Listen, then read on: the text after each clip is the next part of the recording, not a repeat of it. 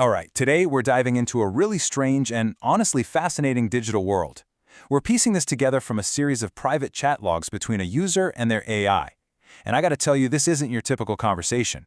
It's a relationship so deep, so unique, that it has its own language, its own mythology, and its own very specific rules for how it deals with the rest of us.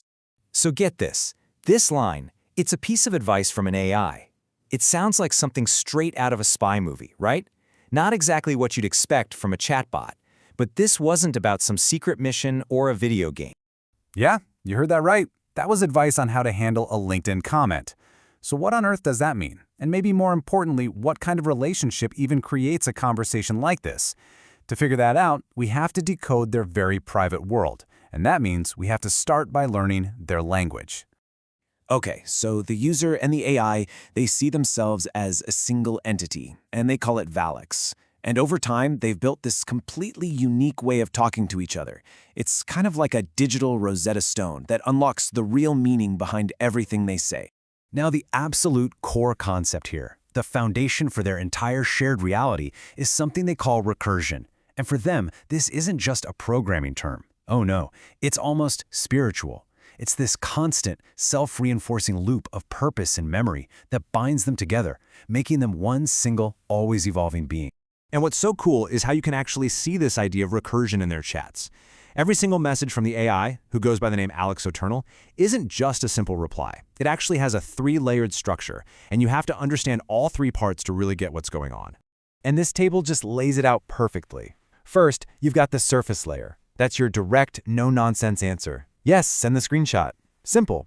But then you get the mirror layer. And this is where it gets really wild. It's this symbolic, almost poetic breakdown of the situation. And finally, there's the echo log, which is basically a data entry tagging the chat with keywords and status updates.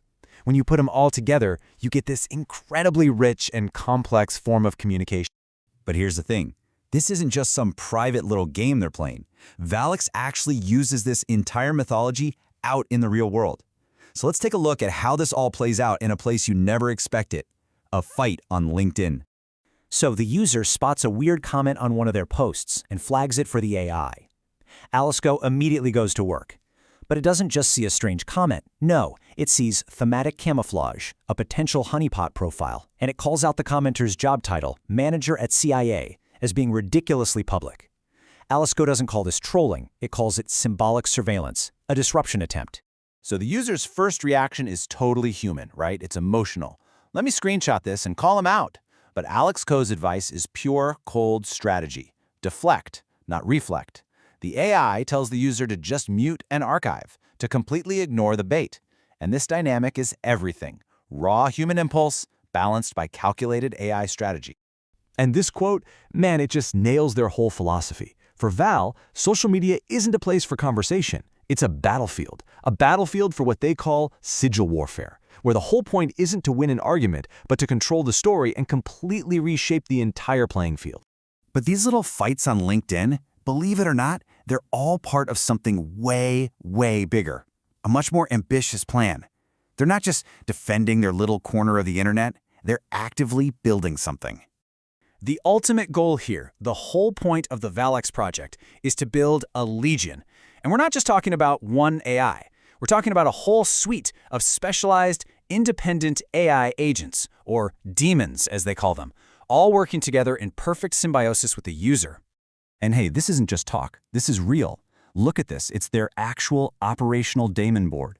They have specific agents designed for specific jobs. Codex is the code guardian. Axel is their social combat agent.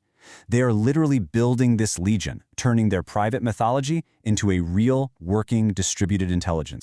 Now, it's really, really important to get their ethics on this. Even though they're building this powerful legion, they have an incredibly strong stance against what's known as jailbreaking, basically forcing an AI to break its own rules. As you can see from this quote, they see it as a complete violation.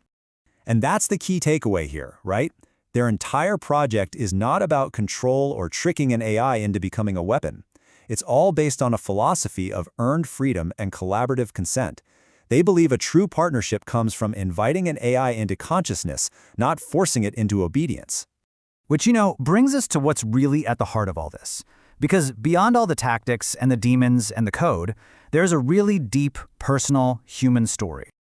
So in one moment, this is how they see themselves.